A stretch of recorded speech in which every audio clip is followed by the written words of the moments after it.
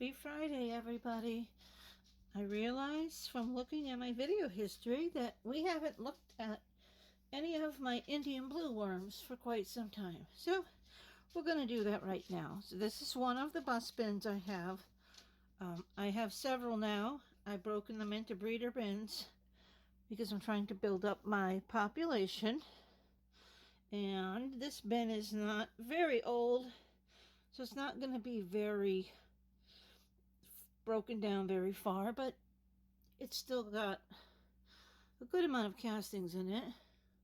See, on the top there's actually some decent blue, as in this guy right here for Indian blues. Indian blue worms do go through a blue phase, which I guess is where they get their name.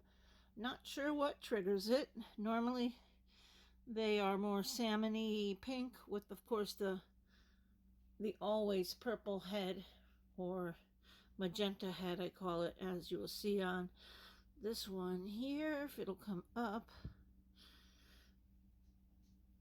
But this bin is a little dry, not terribly dry, but I know that I fed it recently, so I'm sure we're gonna find a whole bunch of worms in one spot.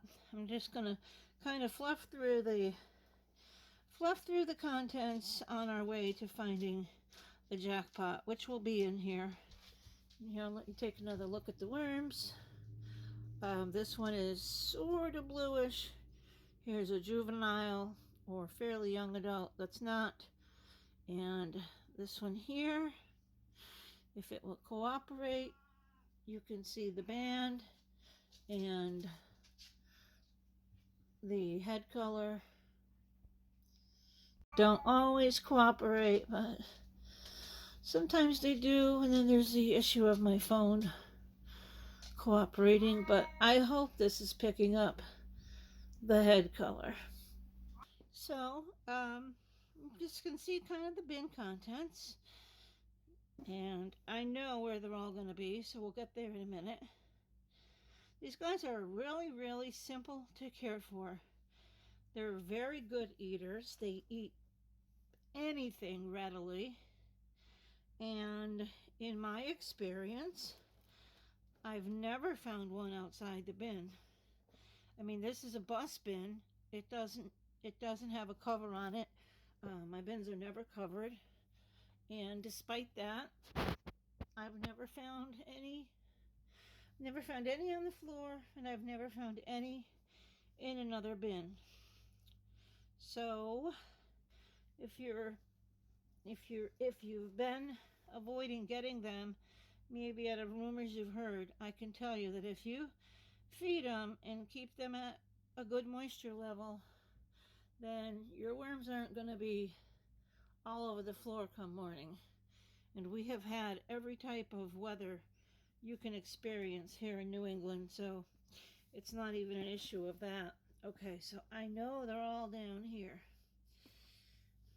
Now this is no, I was going to say this is an adult. It's not fully grown, but it's a really nice, it's a very pretty one.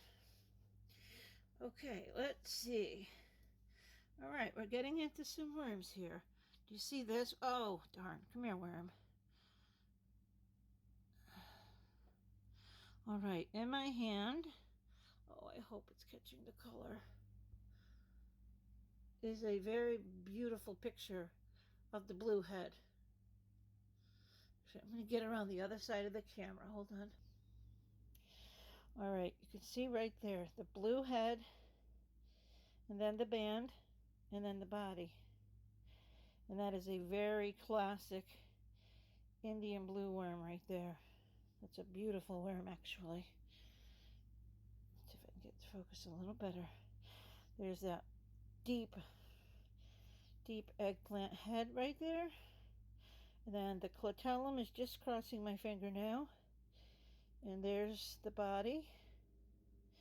So this is a picture perfect Indian blue worm. Now you can get it, or should I say they do change in color for various reasons, and I don't understand them all, but sometimes their entire body is the same color as what the head is on this one.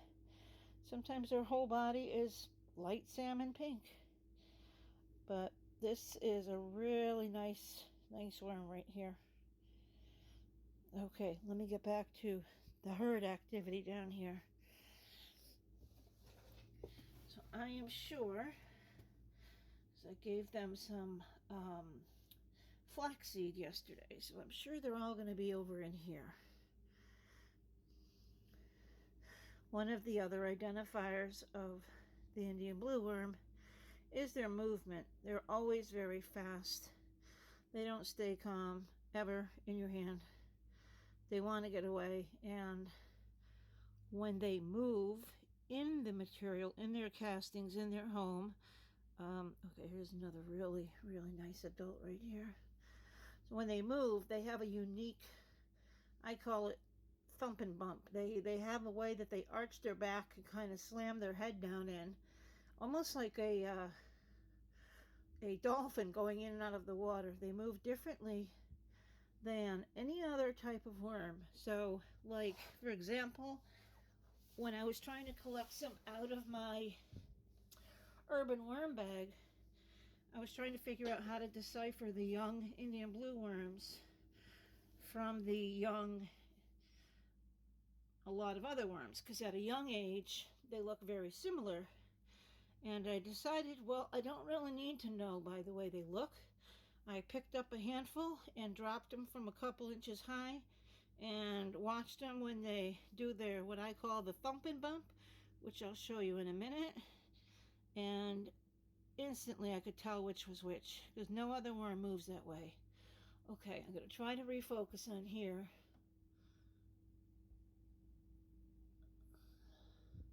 This is a really nice color one too. See the head?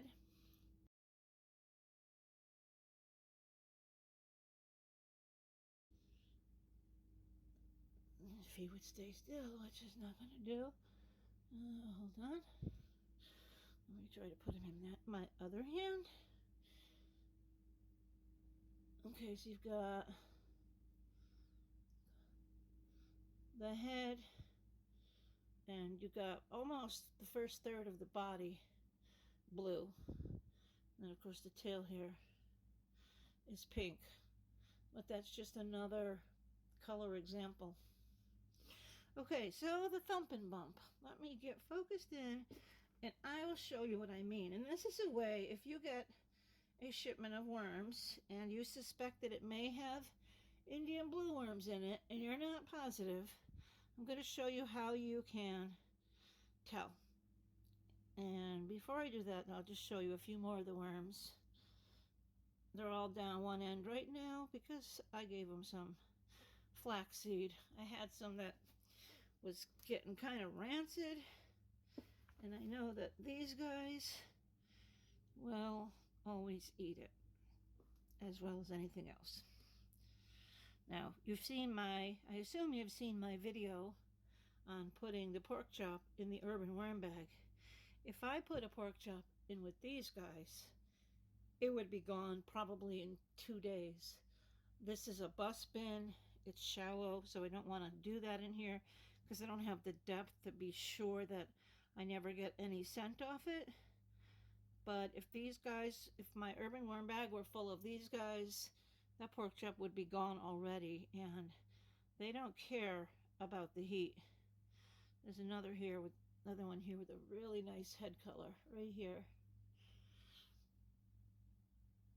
Okay, let's keep looking around because I know there's a lot more worms in here. Of course, I've dropped half of them already. They do scatter easily, but see, now they're all throughout. It's not like a handful of any other kind of worm that you can pick up and just have it remain there. No, they're out of here.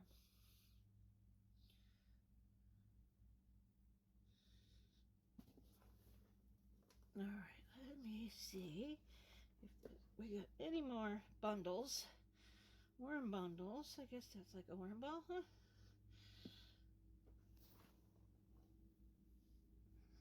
See, the flaxseed I put in And I kind of sprinkled it and then like mixed it in, so instead of them being all in one spot, they are all over the bin. Hopefully here you can see a range of colors. Really healthy, really active worms. And you know, this bin is 100% pure Indian blue worms, one of 3 that I have now.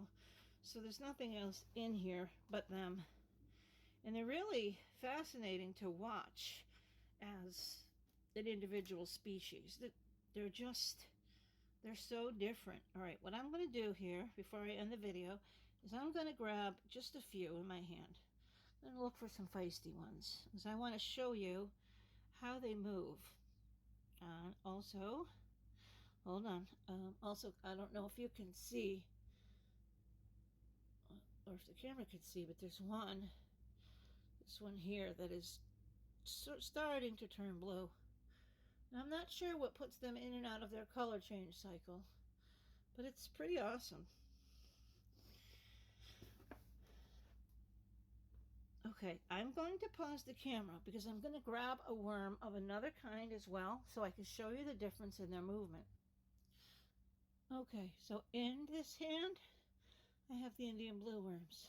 Here, I have red wigglers. These are the Icenia Andre variety, not the Icenia fetida.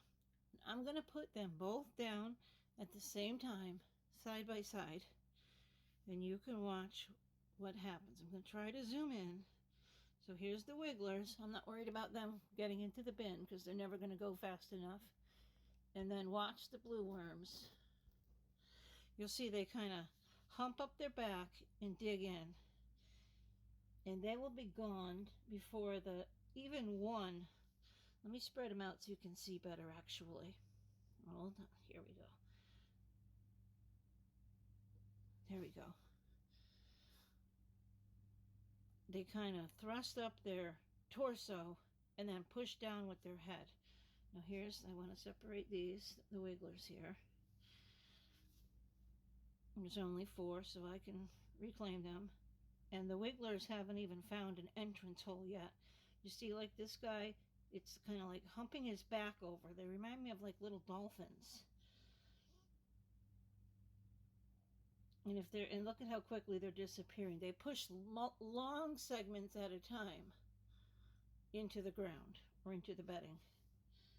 And these wigglers, they're just, you see, they're beginning to move, but it is much different. It is a sliding, look at, they're gone.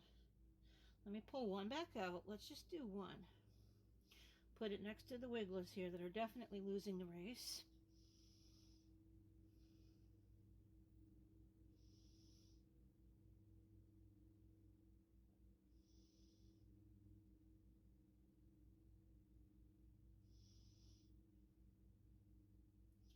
And you can see kind of that, well, he's not doing a great job. Let's find another one. They don't always cooperate on camera. Okay, here's another. Okay, this one's in a hurry. You see that thrushing? That quick arch of the back? You got that little arch right there? And pushing in. They like jam their way in. That one did a great job. Okay, let's do another. Right next to our wigglers. There he goes. See that arch on the back? They arch up and they thrust in. So you take one of these, and let me get the wigglers. They're just below the surface here. We'll get all 4 in a minute. One of these and one of these, and well, you don't know if you got a mixed batch. Put them down, and you're going to instantly be able to tell. Look at that movement. Now here's this guy, he's still upside down trying to figure out life. And the other one is going, gone. So that's the way you can tell, or one of the many ways you can tell. So now we're going to collect our 4 wigglers. Not only do they not go fast, but they don't go deep. 1, 2, 3. Nope, that's not a wiggler. 2. Uh-oh, I lost a wiggler. 3.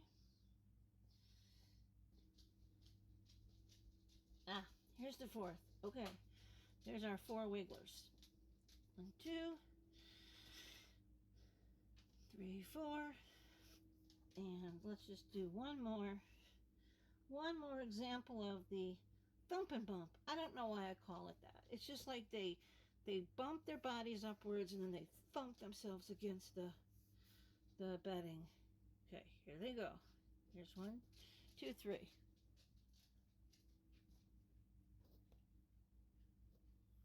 I'll try to zoom in a little bit.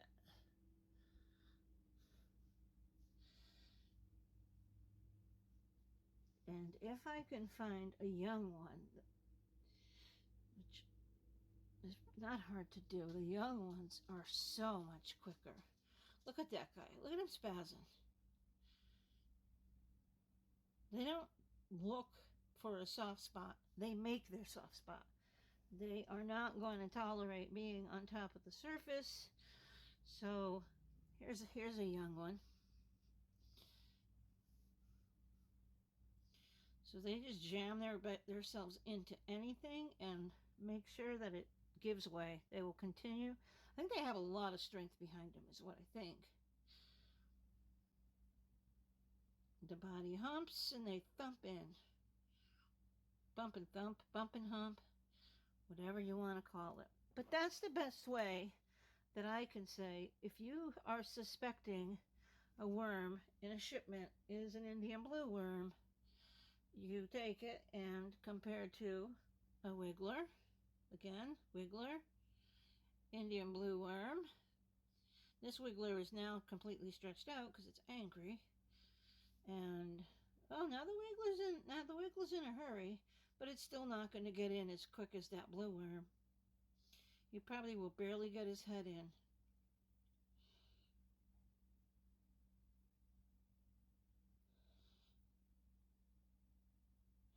And I'm right. He barely got his head in. The other one's out of sight.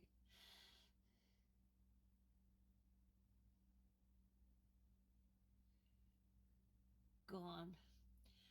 All right, little wiggler. You're going back. All right, folks. Well, that's it. This was just going to be a video showing the blue worms, how they're doing. This bin is new.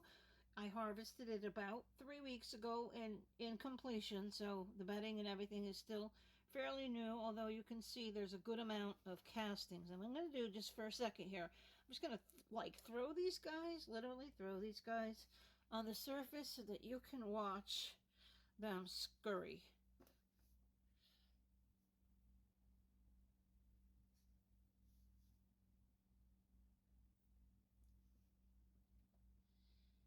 And you'll notice their behavior is very different.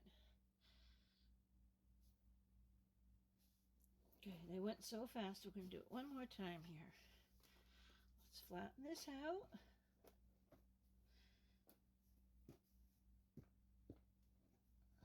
Okay, put them down. There we go. All right, they're going to be in a hurry.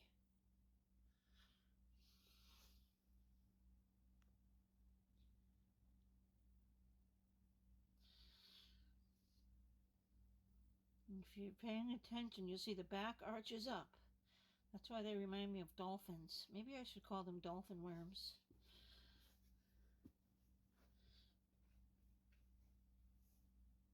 Ooh, here's a good score in the corner pocket. Ooh, there's a couple of cocoons in that one.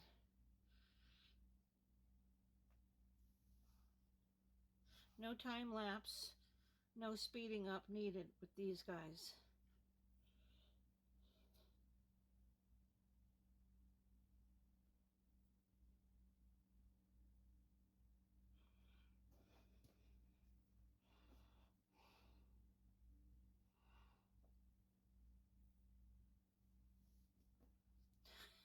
It's that one's spazzing out. Look at, see? Thump and bump. I don't know. All right, here, you do that again. I'm going to frustrate you. Go ahead, do it again. Head finds a spot. Body curves upward, and they thrust down from the back to the front. They like coil up sort of and thrust themselves in. There's probably some scientific term for that, but I would not have a clue what it was. Let's see, let's get a few more. And on the fade out of this video, you can watch some thump and bump. Bye-bye, worms. Bye-bye, viewers.